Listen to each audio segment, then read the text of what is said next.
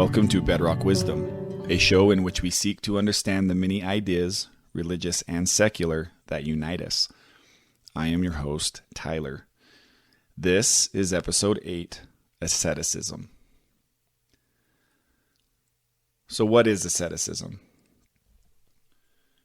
How about I draw you a picture?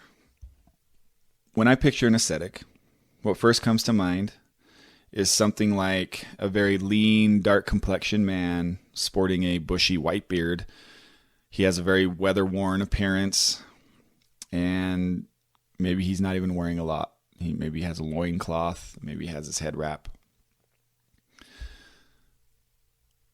Perhaps he lives in the woods, sleeps on the floor of a cave, or just doesn't have a home that he sleeps in. If you've ever seen depictions of Indian culture, you probably know what I'm referring to here.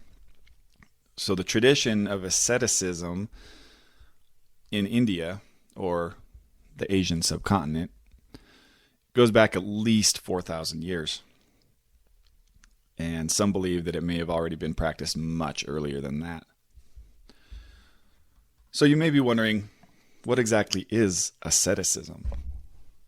Well, in essence, asceticism is a practice of self-denial in one form or another. So the official practice of asceticism, at least, as a public thing, is much more revered in many Eastern traditions than you see in the West. But it does exist in Western traditions, and I'll touch on that. And maybe that's just my bias. Maybe somebody might disagree with me on that. But as far as modern, say, secular lifestyles go, something that's not specifically a religious thing, it does show up, at least in some kind of form. So if you've ever heard of the practice of minimalism, at least on the surface, it does have some things in common. So minimalism is the idea that you own very few material items, right? You might have a place that you live, and maybe in the kitchen you have a small table with 1 or 2 chairs. Maybe in the living room you have a couch, and maybe, a bed in your bedroom. Very minimal amount of things. You might not see hardly any art or anything hanging on the walls. And the person may have just the right amount of clothes to get them through the week before they, have to wash them through again. And it's kind of just this idea that you live with very little material items, which in a sense that does touch on this. Now, obviously, if you live this lifestyle, but you're going and spending, outrageous amounts of money on where you eat, vacations, maybe you're investing to just build your portfolio and your wealth and all that in the background, doesn't necessarily do the same thing for you. But it does, at least on the surface, it does kind of touch on this idea. So the idea really behind an ascetic practice is that you're denying yourself of things that are kind of more base needs, things that we all just assume we should have access to, like, well, I'll say sex, even though that's kind of, depends on relationships. But I mean, there's hunger and thirst. We see as very necessary things. We shouldn't even have to think twice about it. We should just be provided that. Shelter, somewhere to live, things like this. Some of the more extreme ascetics will actually deny themselves of these things.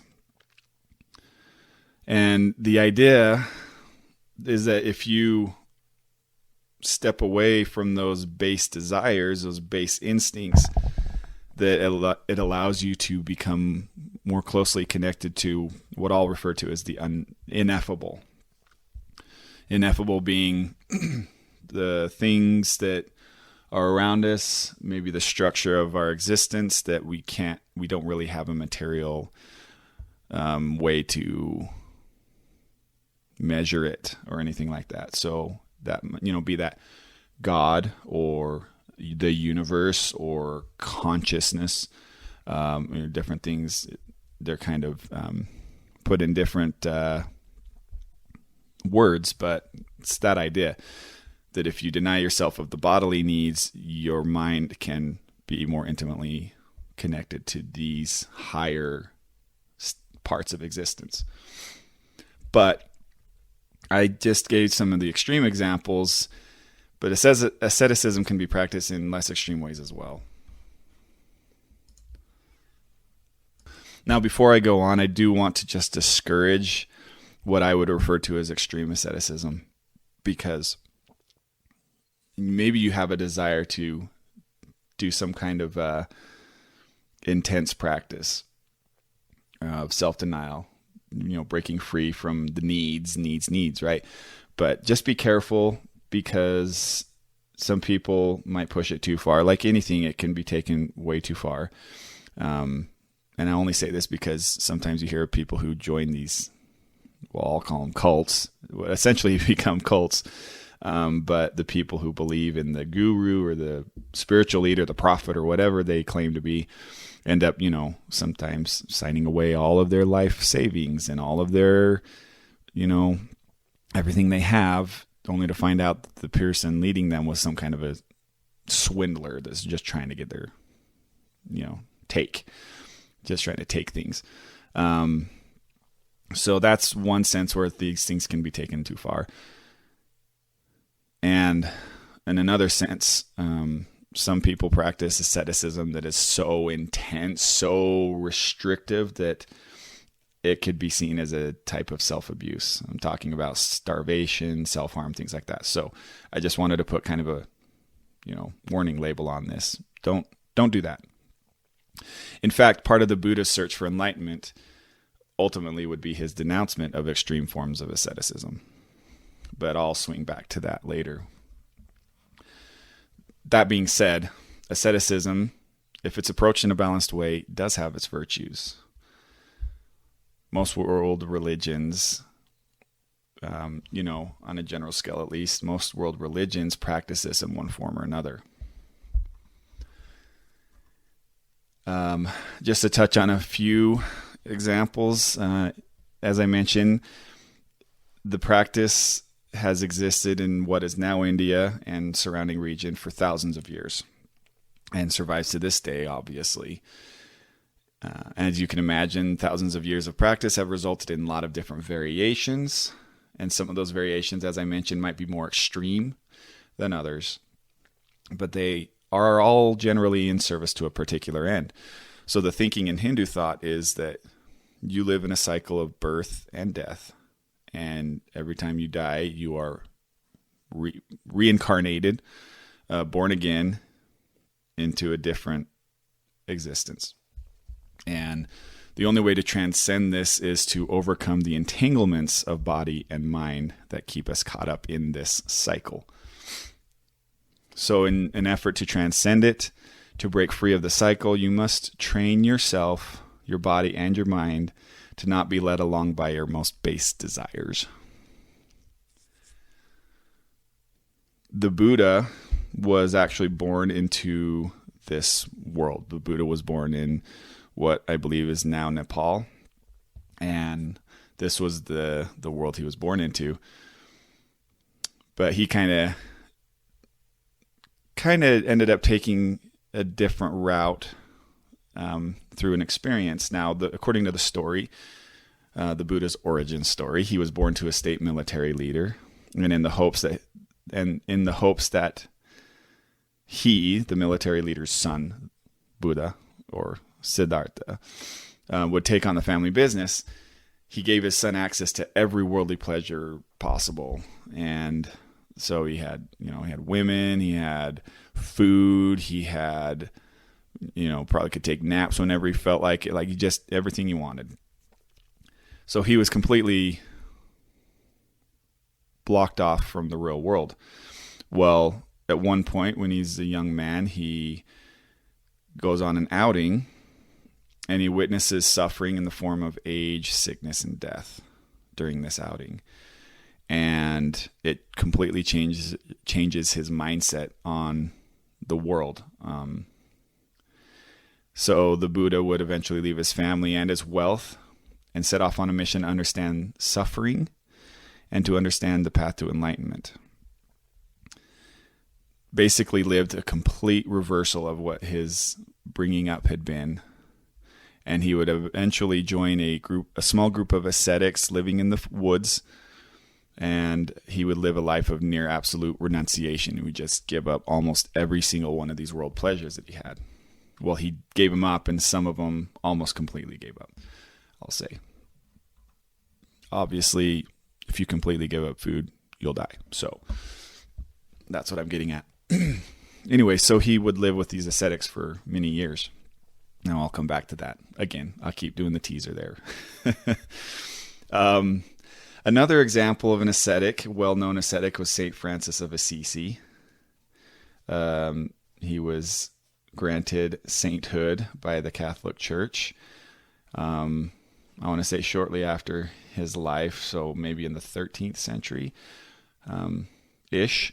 St. Francis, or Francis of Assisi, was born in the 12th century in very Christian, Italy.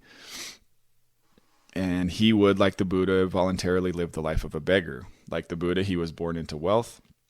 His father was a wealthy merchant. But through some experiences where he had decided to be charitable to others, one case he had been at the market selling items, and he came across a beggar, and he decided to give the beggar all of the money he had earned, all of the money his dad had sent him to make. And so just because he felt a strong urge to be charitable to this person, and his dad would just got furious with him. Anyways, he had another experience where he felt another strong urge he wanted to serve God, and so he decided to give a bunch of money to a local church that was in need of repairs.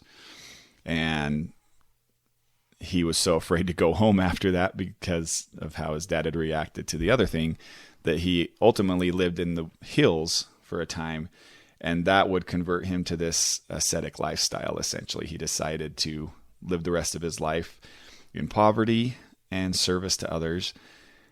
He was known for having a reverence for the natural world.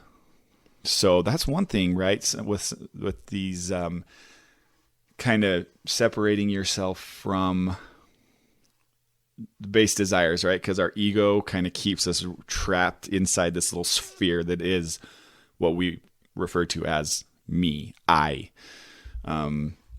When you're able to break free from those base desires, you're able to be more in touch with things that are bigger than that go beyond just your little bubble that you're in. And so I kind of see this as a reflection of that. His being much more in tune with the natural world it makes sense that would become that would come as a result of this self-denial. Now, if you've ever seen images of St. Francis, he is often depicted wearing a plain brown robe with an old rope tied around his waist. He would eventually start a following, or found a following, I should say, and he encouraged his followers to live a very similar lifestyle. And I assume that this was in a sense, probably a way to emulate the life of Jesus, who lived an ascetic lifestyle for the 3 years of his ministry before his death.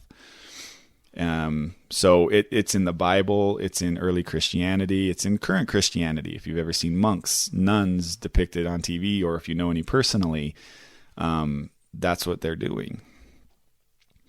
Same with the Buddhists. There are Buddhist monasteries, and there are female and male Buddhist monks and nuns.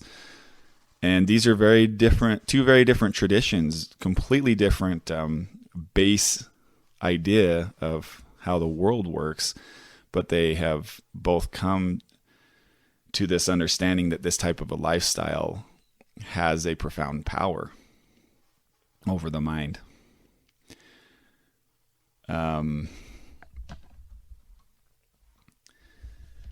So, I mean, I could go on. I'm sure there's lots and lots of examples. Like I said, India is, this type of lifestyle has been very predominant in that region of the world for many thousands of years. So I imagine there's tons and tons of examples I could go through, but I just wanted to kind of emphasize those two.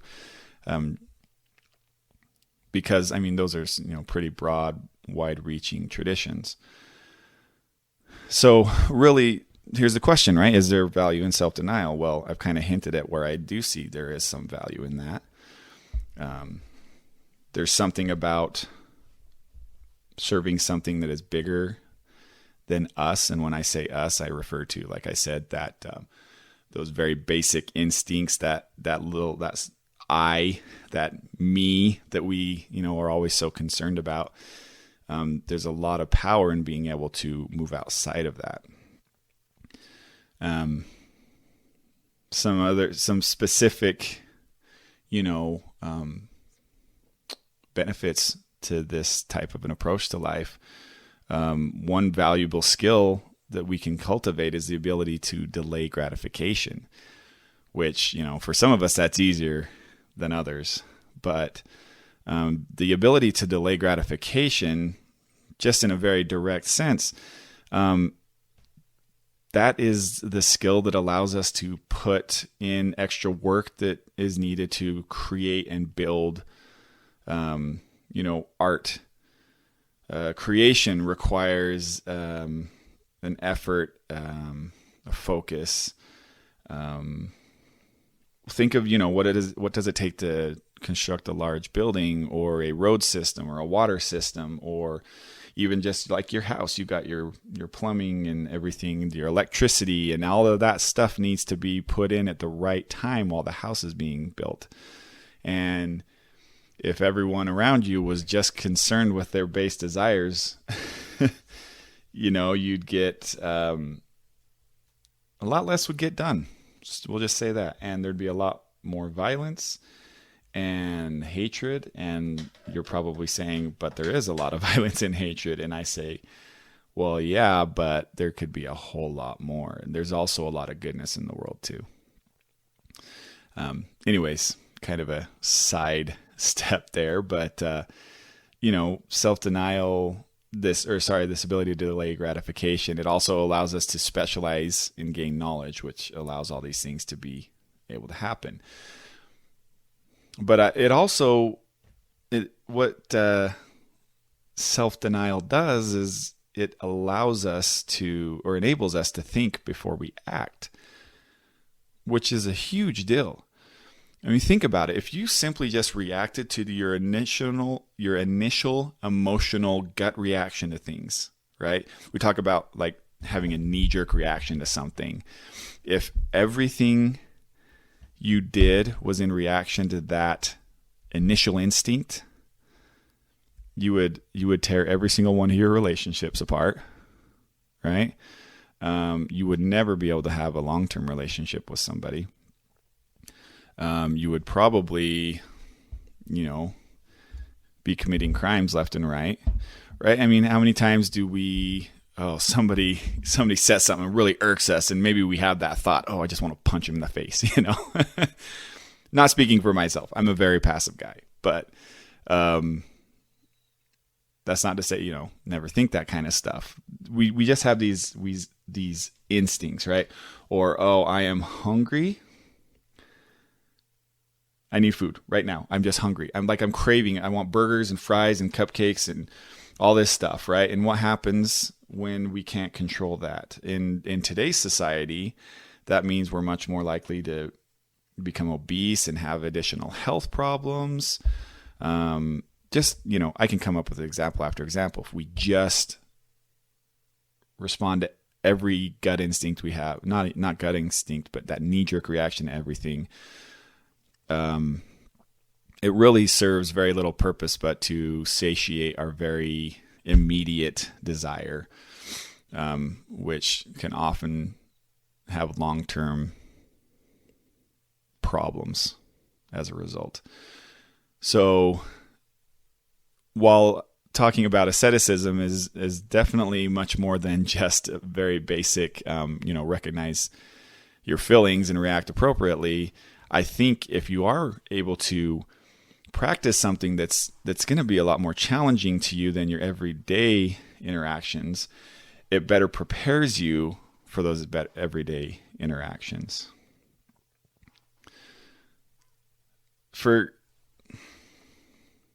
So that could be, well, here, I'll use this as an example.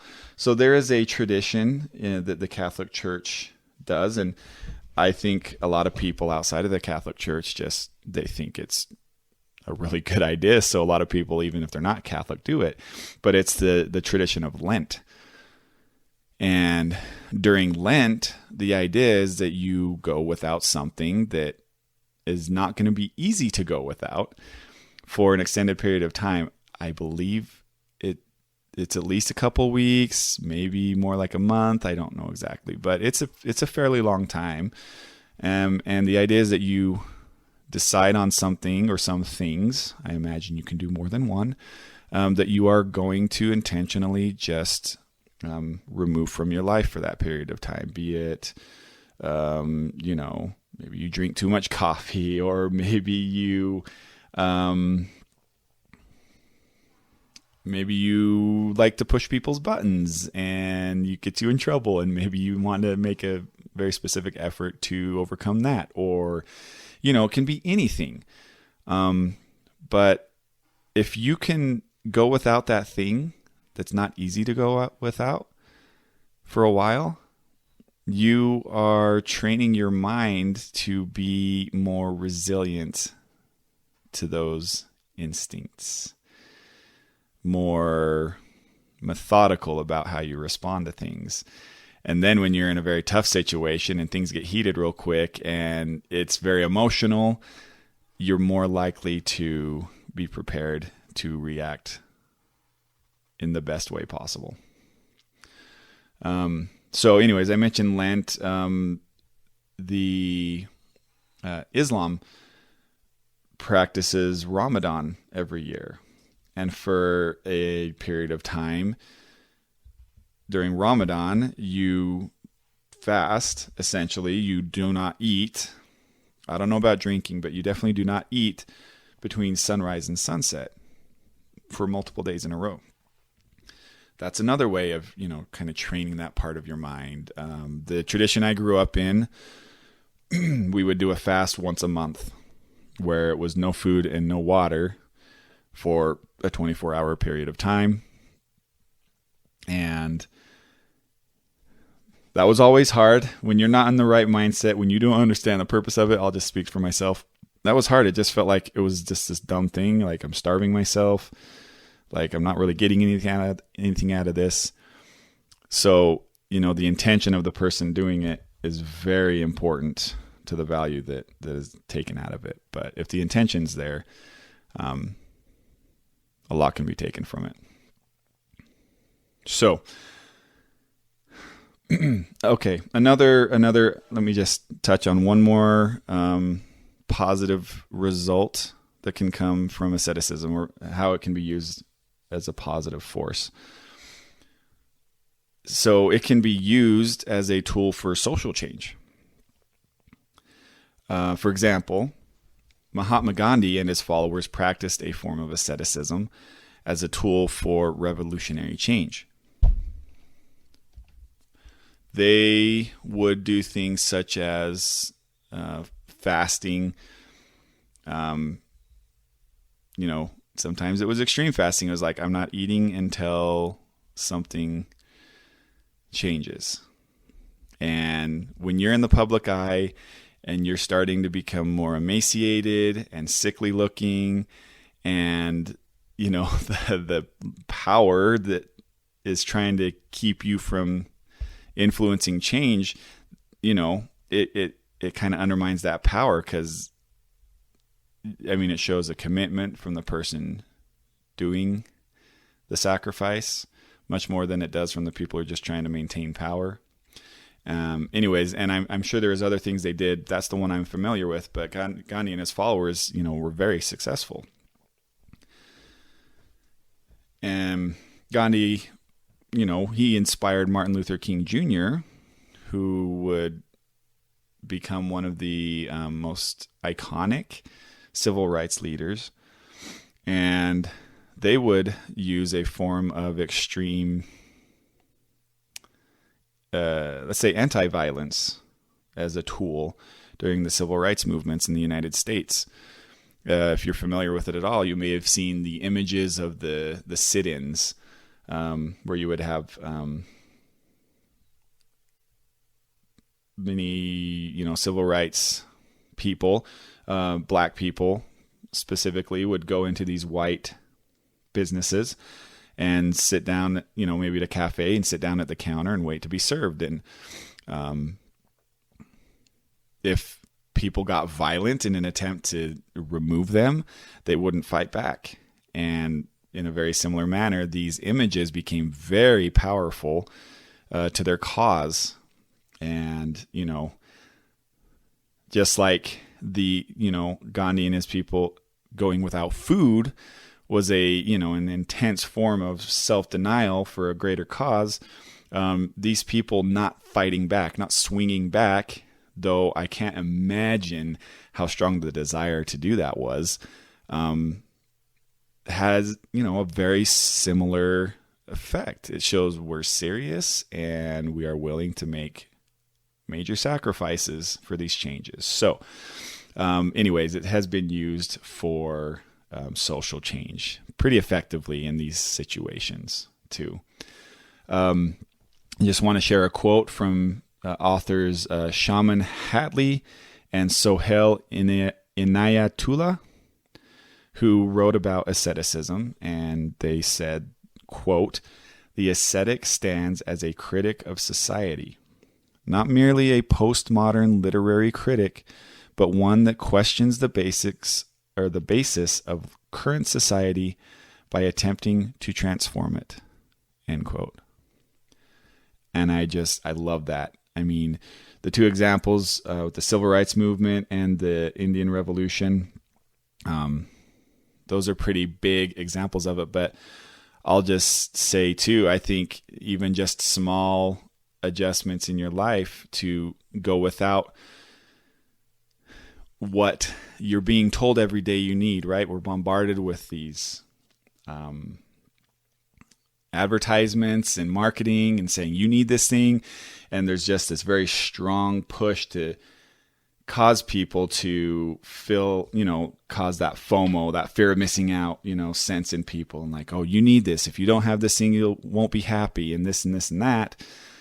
It's very prevalent in Western society right now.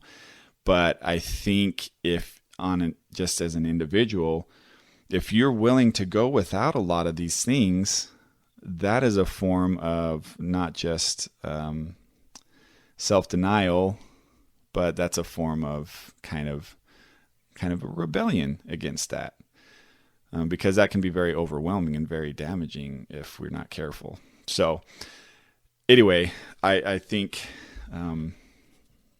has a lot of benefits.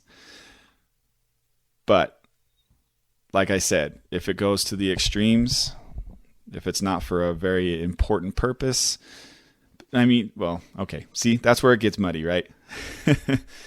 They took it to pretty extreme levels in these social justice movements. But if it's just an internal thing and you're just trying to, maybe you're trying to be more pious than the other, monk or something, those, they can be taken to extremes. So what I want to emphasize here is a balance in this. So coming back to the story of the Buddha, he spent several years with these fellow ascetics that he had joined, seeking enlightenment. And it is said that he got to the point where he was only eating a single grain of rice a day. He was just sickly, right? Just emaciated, skin and bones, just doing these meditations all day long. and denying himself of all worldly, satiation, we'll say. But he found this is what distinguished the Buddha from all of the people around him, right? He found that this really wasn't getting him this enlightenment or this understanding on suffering, right? He was just experiencing suffering. He was just living suffering, but he wasn't really becoming enlightened as a result. So as the story goes, he determined that he was going to sit under a tree, a Bodhi tree, and he wouldn't leave it until he discovered or found enlightenment. And he did. Now, the great understanding that the Buddha came to realize was that pain, discomfort, and suffering in life is inevitable. And by living in denial of that fact, we only generate more suffering. So if you think you can completely overcome pain, discomfort, suffering, you're just going to be disappointed all the time because it's impossible, is basically the idea. So what the Buddha proposed was an approach to living called the middle way, in which one cultivates a skillful, balanced approach to mind and body. So the balance is what comes into play, right? The extreme self-denial does not fit that bill. It's not balanced. So this is one of those things where if you have balance in it, it can be a very powerful tool. So I would encourage you to contemplate where you may be struggling with excesses in your life, and think about how some extra self-discipline might be of benefit to you. Perhaps you can take some time to consider things you do that are supposed to make you happy. And if you find that some of those things, in fact, are not making you happy, start making a game plan for how you can begin to phase them out of your life, or at the very least, lessen the presence in your life. And I believe that you will find some sense of self-fulfillment in that challenge. And I hope that we may all find a little more balance in our lives. Now, I just want to leave you with a Zen Koan. If you're not familiar with Zen Koans, sometimes they're kind of like a riddle or a story, often made to kind of pull you out of your normal mind cycles. So sometimes they're really confusing and weird, but the idea is that it kind of pulls you out of your habitual thinking. But I really like this is koan, so I want to leave it with you. It's called "The Moon Cannot Be Stolen." Ryokan, a Zen master, lived the simplest kind of life in a little hut at the foot of a mountain. One evening, a thief visited the hut, only to discover that there was nothing to steal. Ryokan returned and caught him.